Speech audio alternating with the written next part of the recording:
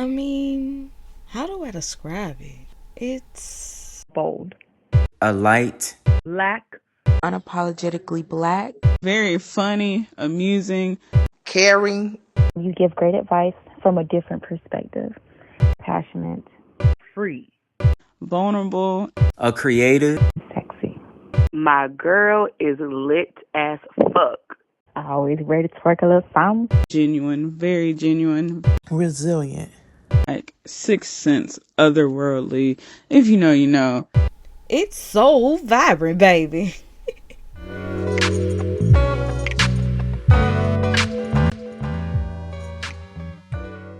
Hello, everyone, and welcome to So Vibrant, the place where music, history, and culture collide. I am your cultural storyteller, curator, and award-winning host, Andriana.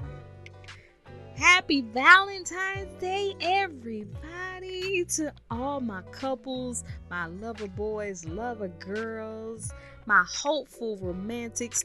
Yes, we are hopeful. Ain't nothing hopeless over here. We are diving in to that. We're locking in on some love, okay? If you are spending today with your significant other, I hope y'all are really enjoying each other, giving that quality time. And if you are single, I hope you are pouring into yourself today. You're spoiling you. You're giving yourself a good time today, all right?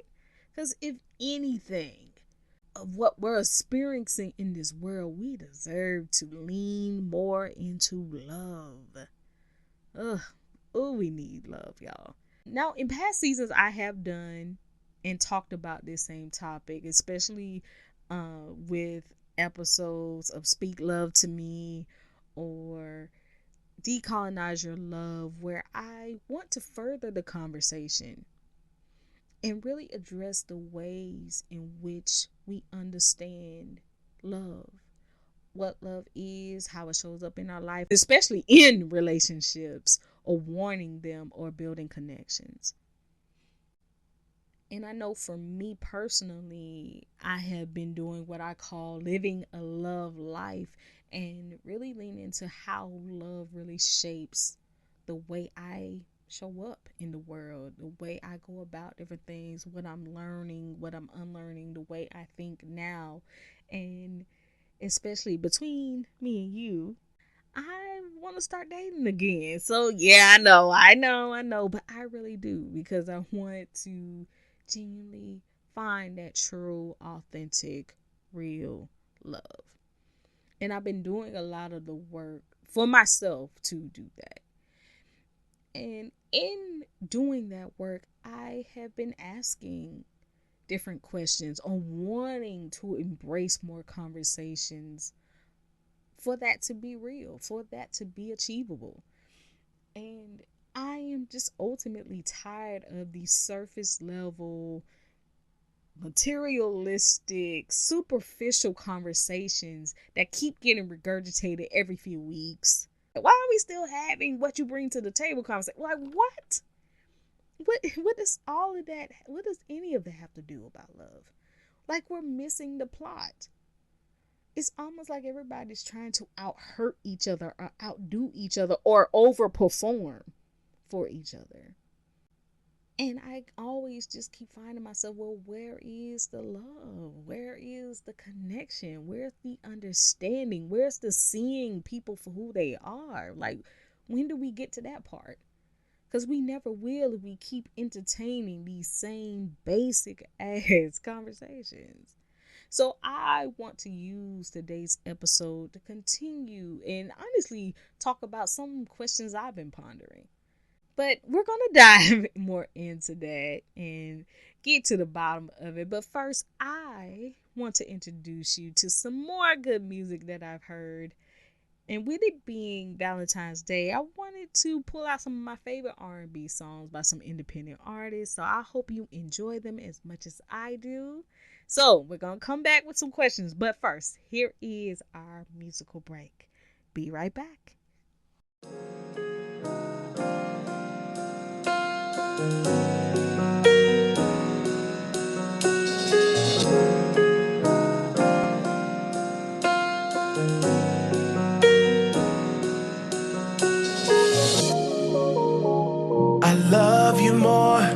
love you more than you'll ever know. I love you more, I love you more than you'll ever know. And how I feel, I won't be afraid to let it show. Take our time and do this right. I love you more. Time stands still when you walk through. So glad, I thank God that I found you. You're the sunshine, you're the moonrise in my life. You keep the planet spinning, you got my head tripping. A vacation much deserved from all the madness in the world. Ooh, I love you more, I love you more than you'll ever know. I love you more, I love you more than you'll ever know. And how I feel, I won't be afraid to let it show. Take our time and do this right. I love you more. Diamonds and pearls, finest things of the world. Mountain tops and valley springs, and all the yachts amongst kings and queens. From the Louvre to the tomb of Cleopatra, nothing can match your love. And girl, don't you know I love you more? I love you more, I love you more than you'll ever know. I love you more, yes I do, than you'll ever know. I love you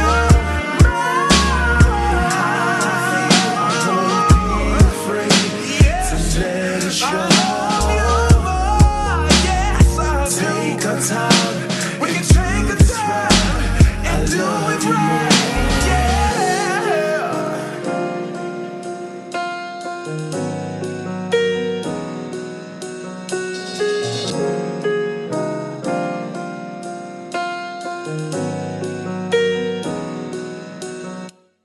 I love you more. I love you more. I love you more.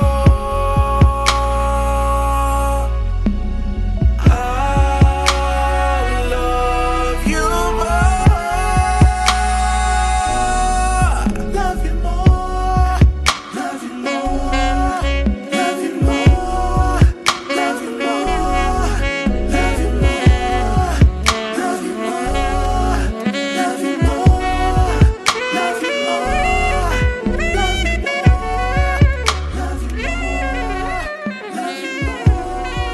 Love you more. Love you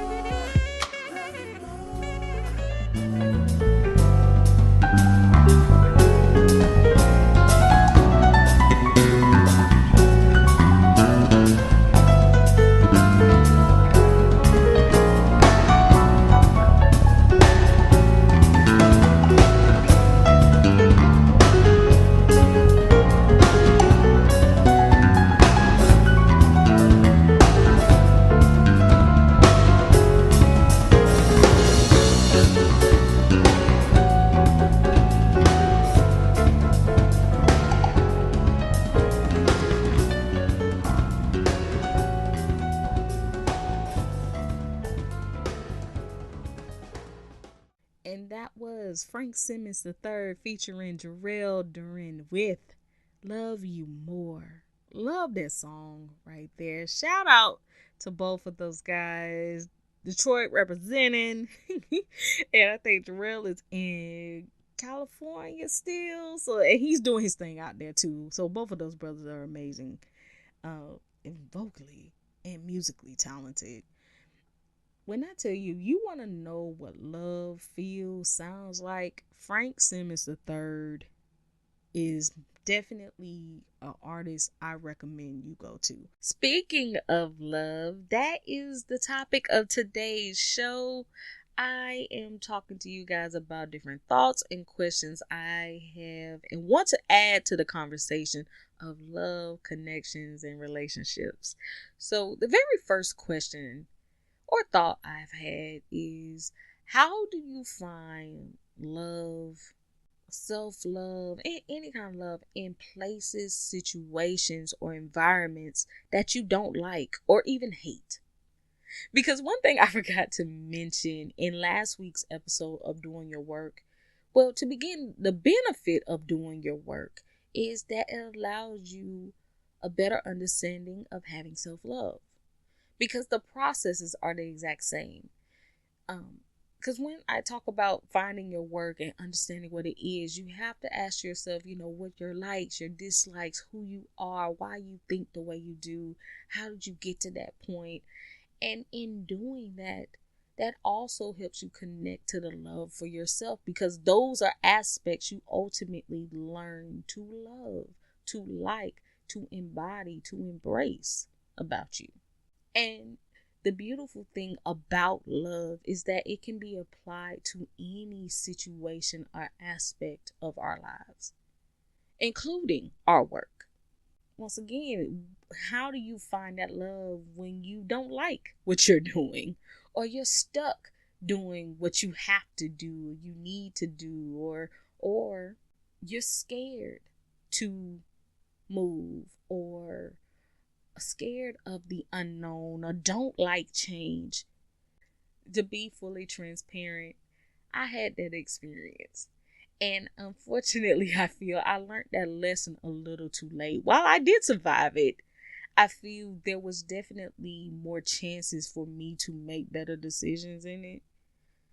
And I had people giving me advice and helping me navigate it, but I wasn't in a place to receive it or honestly understand what they were telling me until years later. I ended up reading Bell Hooks' book, All About Love.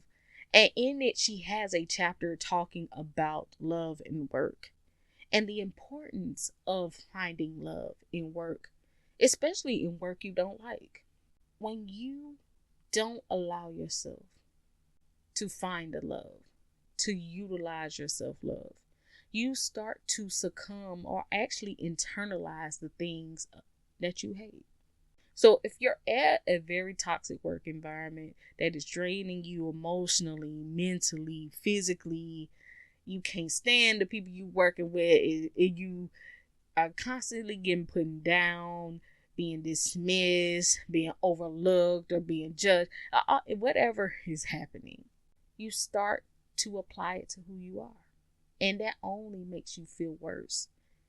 And ultimately to a point where you can't see, receive, or even recognize love.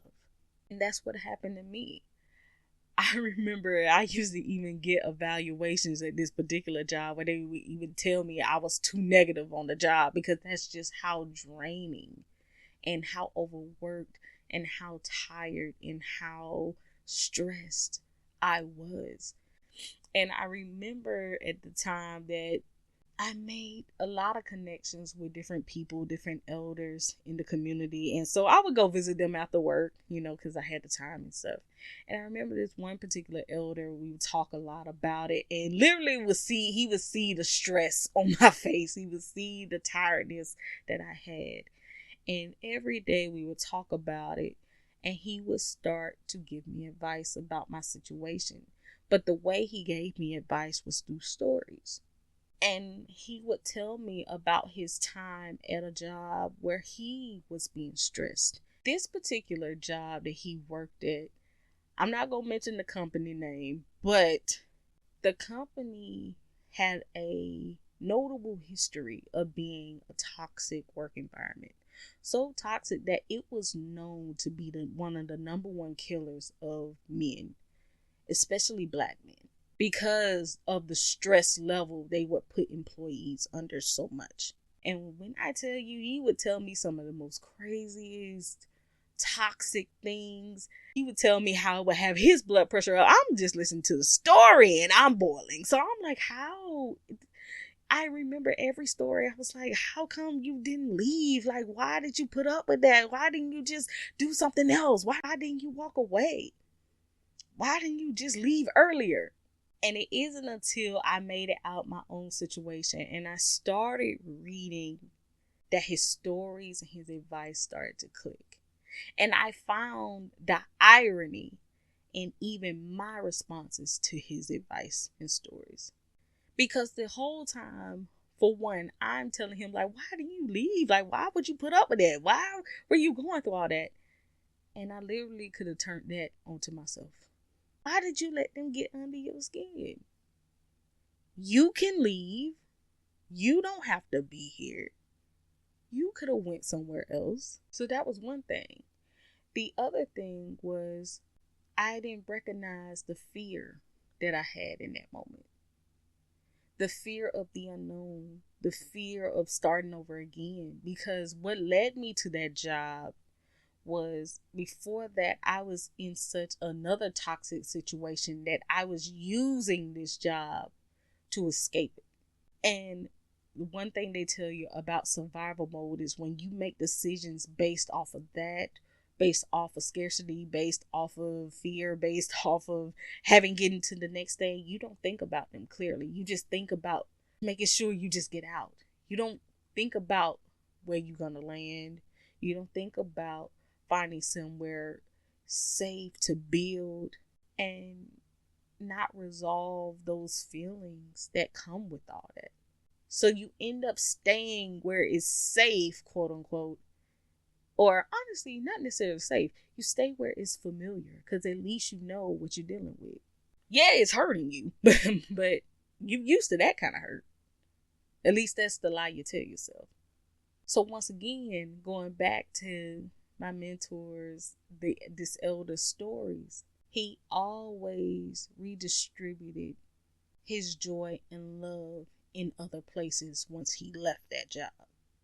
So he realized he couldn't leave those jobs because it was paying him well and he had a family to raise. So that was his reason for staying. But what he was very determined was he was not going to let that job kill him. He was not going to let that job rob him of his love, rob him of his joy. So when he came in, he did what he had to do. He was good at what he had to do, so he knew he didn't have no problem with that. But once he left that job, he poured that love, that connection everywhere else. He poured it into his family. He poured it into his community by connecting with them. He was very good at music. He played in a band, so he would, play with his bandmates. And that allowed him the balance to receive and maintain his love. And it wasn't until, once again, I was reading this book that I realized that what he was telling me is that if you can't find love in what you do, you have to find love outside of it to make it worth why you are doing what you're doing. And that's what I was missing. That's where I denied myself of seeing how powerful love can be. Because him finding love in all those different spaces fulfilled him, restored him, empowered him. So when he went into those negative spaces, because he stayed there till he retired. So he was going to make it to retirement at least. That was his goal. He was able to hang into that because he knew where his love was. He knew where his joy was. And he wasn't going to allow that to be taken. That is how you find a love. You either recreate or create those spaces of joy elsewhere within your life. Because as I said last week, you are the one who has to live it. So you might as well live it on your terms. Speaking of living on your terms, that actually is a nice segue into the next question and thought I had about love, especially in building connections and relationships. Because when you start to think about more of your terms, of your likes, of your things that you find attractive or the interests that you have, you'll also learn that as you start to be more detailed about your own self-love, about your own thoughts, your own feelings, that things that you once thought you wanted in relationships or in a partner or out of love, they start to change. They evolve, or you no longer want anything to do with it. So this was inspired by a recent Facebook post I was engaging with, where one of my Facebook friends asked women of his page to continue the conversation that he shared. And it basically was a thread of women talking about different attributes, characteristics, or aspects that they once wanted in a partner that they no longer were attracted to or aspired to have. And it became a nice little conversation because as women, you start to see a clarity in what we were taught versus what we come to understand about when it comes to healthy relationships. Because let's be honest, across all genders, we are all taught from a heteronormative point of view. And basically, to explain that, heteronormativity basically says that being straight, being heterosexual is the norm. So whatever you learn about relationships, connections, attraction, what to have in a marriage if you want that, what to have in your ideal husband or wife or significant other, this is what it is. But also understand this is given to us by a very oppressive system. And I don't know about y'all, but if you've seen how this country been running, this ain't the best influence of what a healthy, positive life looks like. So how in the world can it be the defining matter for love? We're going to have to do some deep diving and unlearning of those things if we truly want to have real, genuine love. For example, the thing that I used to want is somebody who's ambitious. And ambition isn't wrong. You have the work ethic, you have the tenacity, you are driven, you are motivated, and you just know you're going to make it happen. And I, really like that in somebody. And I even found myself being that kind of person when it came to my goals and the things I had set for myself. That, I was determined to not quit or not take no for an answer or, things like that.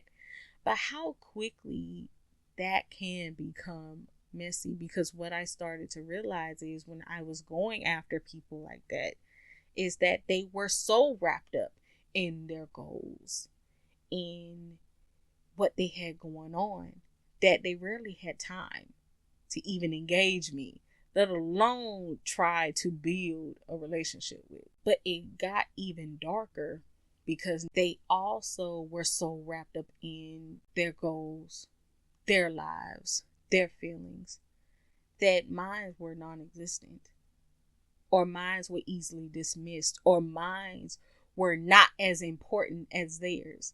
Like, I remember I was kind of struggling emotionally, and I really wanted somebody who I could express those emotions with, I could connect with, I could speak about. And when I started to talk to him about those things, he ultimately dismissed me like, oh, you ain't going through nothing for real. Like, that ain't nothing. But then proceeded to tell me about their stress. So I was expecting, to listen and hear and understand it. But literally earlier in the conversation, you just completely dismissed mine because they weren't as important or they mattered as much as yours did. And so I started to see a pattern of that. Of course, me and the person no longer even interact. I don't even remember his name, honestly. So obviously you know what that is now. But to sit back with myself in the situation it made me start to really look at the attributes I thought I wanted and really imagine and break those down to what I really needed for myself. And how I did that was actually using the exercise I learned back in college from one of the elective classes I took. And so I want to share that. What the teacher had us do, take out a sheet of paper and write down 20 of your top things that you want in a partner. And so she gave us time. So everybody wrote at least 20. That was the minimum. We had to do at least 20 things. So after the time went out, she said, okay, of those 20 things, pick your top 10. And we basically was to circle the 10 things that we really wanted. So once we got to the 10 things, then she says, okay, of those 10 things, what is your top 5? And so I remember the whole class grown because we like, oh, really? Like, what? Wait, this is all I want? Like, okay, this finna be tough. Ooh, okay. Once we narrowed it down to our top 5, she then tells everybody to put our pencils down. And she said, I want you to look at those lists. Look at those top 5 things. And she said, how many of those things can you do right now? And I remember it got quiet because everybody was like, oh. And she goes on to explain how when it comes to the things that we want in relationships that we seek, that a lot of times we're doing it from a place of not really taking the consideration of looking within in ourselves, a space of what we feel we are missing, what we feel we are lacking, or what we are expecting to receive from other people. And on one end, that isn't necessarily a bad thing because, you know, when you do get into healthy connections and relationships, you do want somebody who can enrich you, who you can learn from, who you can gain things from, right? But the problem becomes when you allow them to do the emotional labor for you, where the things you need to learn for yourself, you make that other people's jobs. That's unfair. That's unbalanced. That's unequal, or vice versa. Why give all of you up front? Give all these attributes up front without allowing yourself to get to really know that person and if they fit for you, if you're able to see each other for who you are. And we wonder why the talking stage or situationships start to happen is because we're not allowing the dating process to be that kind of vetting. So take the time to really evolve and know, and then communicate that to the people that you are interested in or want to start dating or navigating. Or at least that's what I know I'm going to start doing more. Because there was a time in my life I didn't do that. But there also was a time in my life where my list wasn't realistic for me and the needs I thought I wanted. So I had to do some deep diving, some retuning, some evolving, some changing to get to that place.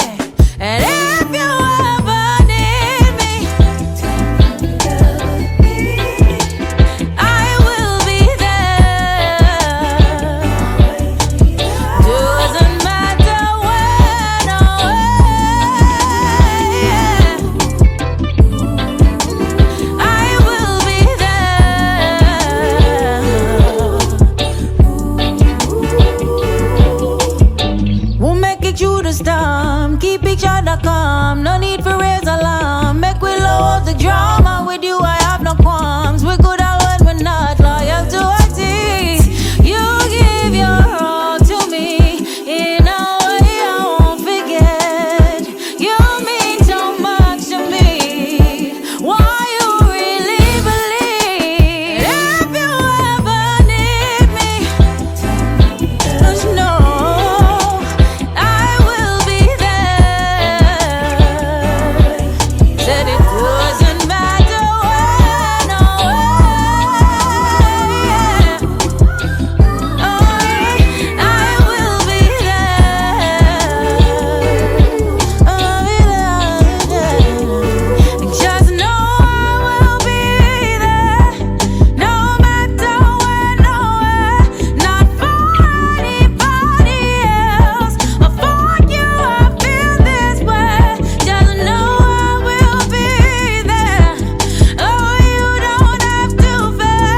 Have no reason to pretend. I'll always be there if you ever need me. Said I will be there. Doesn't matter when or where. I will be there.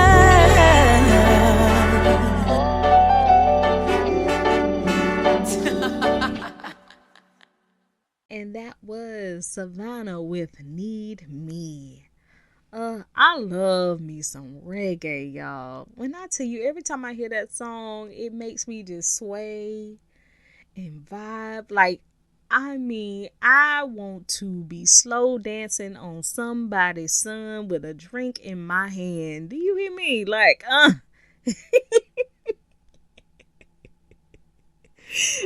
y'all see, I'm ready to get outside, y'all. I'm ready. Your girl is ready to be outside. I'm gonna be outside. But in all seriousness, though, what is so beautiful and powerful for me about this song is how openly she expressed being needed. And when we pull back the curtain on all of these conversations, get to the real nitty gritty, I honestly think every single person is just wanting to be needed, wanting to be seen, wanting reciprocity, and being able to be cared for, having affection, knowing that who they are is enough. And if we honestly are more open to seeing that in each other, I feel that not that it'll be easy, but we will better be able to navigate finding love. That leads to the final thought and question, and this is particularly geared towards men, my male listeners. And this was inspired by a post that I've been seeing go viral within the last few days, stemming from the popular morning show, the Ricky Smiley Show. So I didn't hear the episode, but I've been seeing the conversation that's going viral. So apparently on the most recent episode, the men of the show were talking about being in what they call a soft men era, because they want to be pursued, pampered, and spoiled, and supported financially, or financially taken care of, essentially. That part has gone viral. People automatically started to be homophobic, questioning these guys' sexuality, being very derogatory, and calling them sassy, and all that different stuff, which one dismisses emotions and the feelings that are being expressed, because I think it's something deeper here. I do feel there is a conversation to be had here, but it's one that I wonder if men really are ready to have and analyze. Are men ready to receive love in exchange for letting go of the systems and teaching they learned through patriarchy? Because that's the only way for y'all to really gain the thing that you're seeking in this quote unquote soft men era. Let's first talk about a soft man era versus soft girl era, because that's the first discrepancy. What do you think that soft girl era means? Because if you reduce it to just people being financially taken care of, pampered, treated well, that already shows that you didn't understand the original concept from the beginning. Because when women, especially black women, because that's who the term was geared for and talked about, black women were talking about soft girl era as in us combating the stereotypes, our positions in society to always be the ones to be strong and resilient and hold up, be the backbone of the communities. And so women are starting to take their power back and reimagining their own lives, allowing themselves to be soft and connected to their bodies, to not always lean into strength, but actually allow themselves to breathe and find ways of pouring back into themselves, taking care of themselves. But most of this work is done by themselves, by women doing this for themselves. Now, if they happen to go into relationships or have significant others that can financially support and pour into them, they will. But most of the work of soft girl era is done individually by that said woman believing that.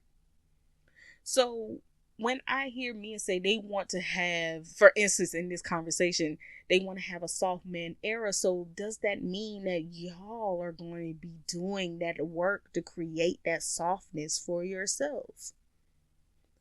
Or are you just expecting others to do that for you?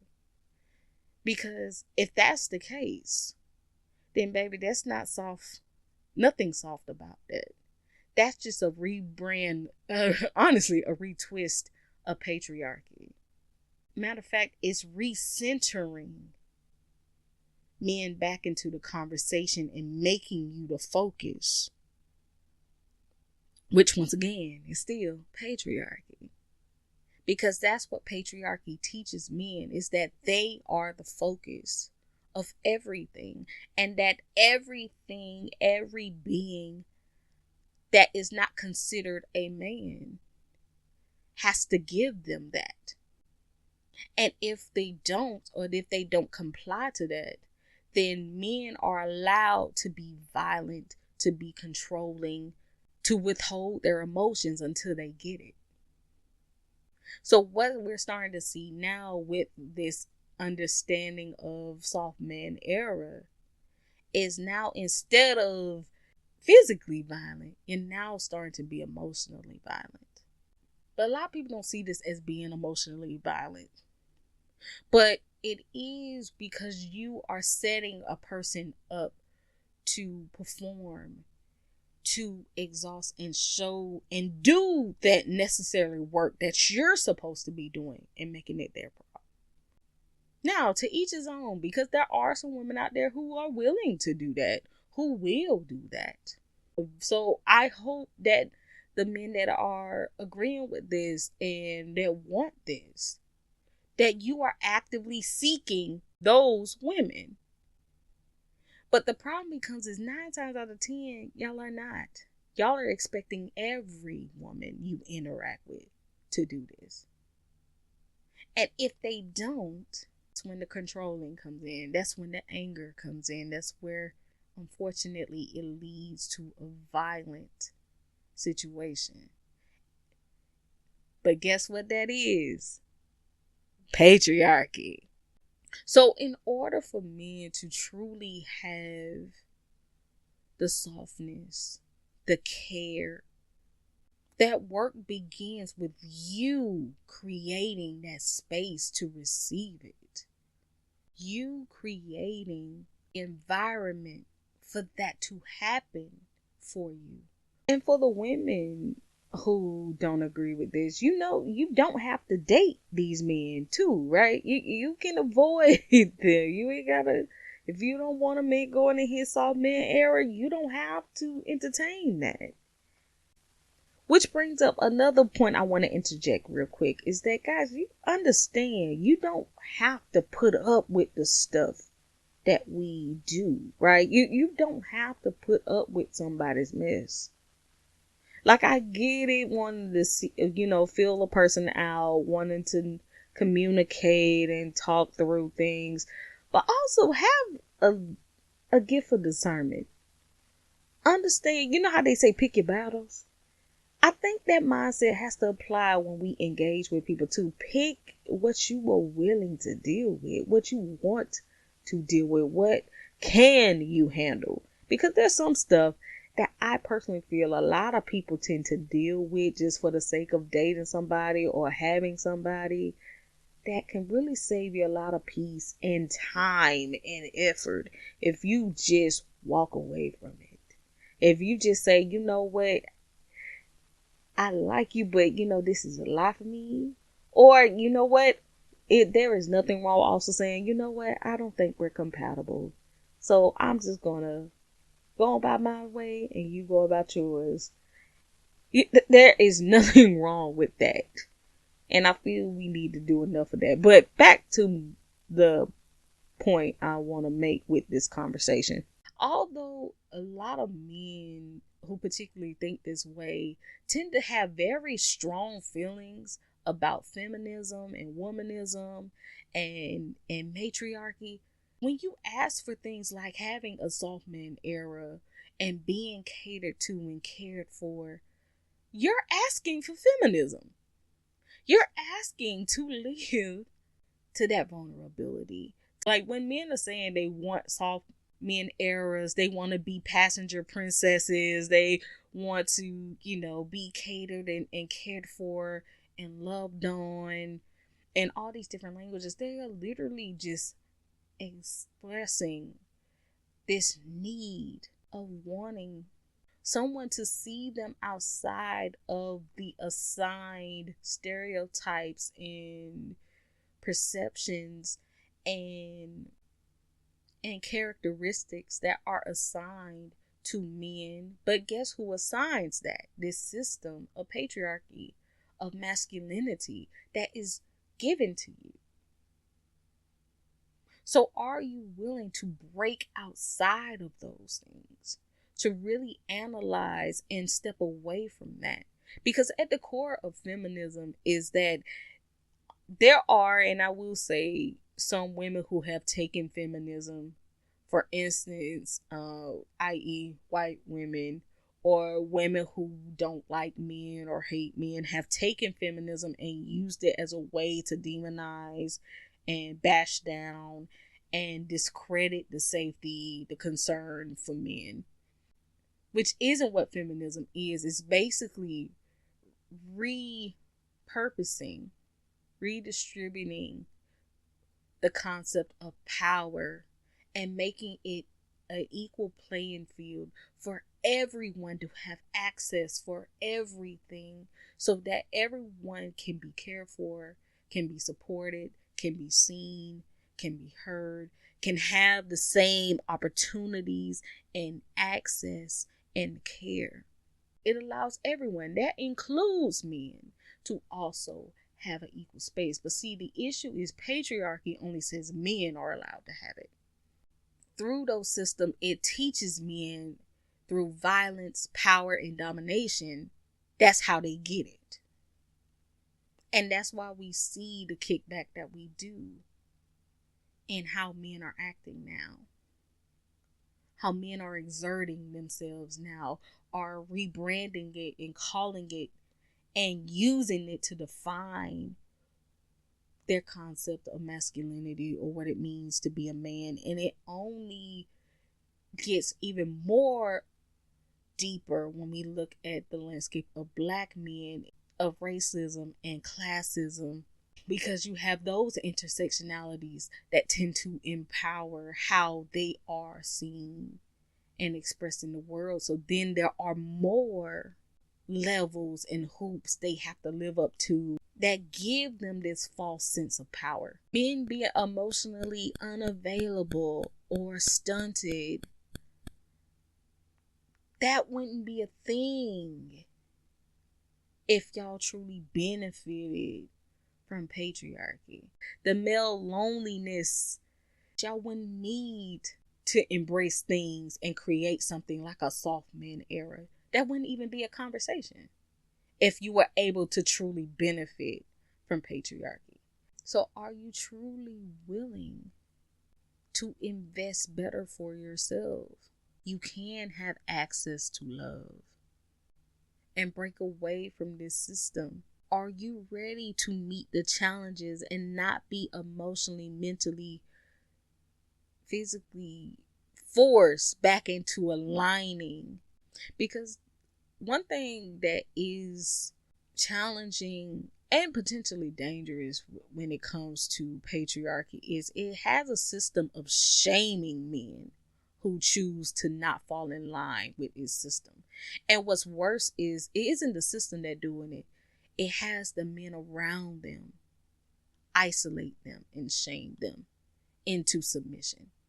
So it's either you are not seen, quote unquote, as a real man. And that does something to the psyche of men, especially black men growing up in a society that already tells you every day that they don't recognize you as human. So to have that happen from people that look like you, that can be a lot, to say the least. And that's why so many men fall in line with what patriarchy teaches. But ultimately, it runs you into the ground. But once again, are you ready to start actually seeing women as human? Are you ready to actually start knowing how to process, let alone feel and acknowledge your emotions? Capable of being tender, understanding, using knowledge to better not only just yourselves, but your interactions with other people. And the way you show up, not only just in the world, but for yourself, that's fulfilling. If that's what you truly want. For you to have a real, genuine, soft man era. All right? Okay, I'll leave you with that. Oh, and to women or people who are going to be interacting with these men, when they do, are we going to allow them the space to do this? No calling them sassy, no shaming them either, because there are women out here who hold up patriarchy too.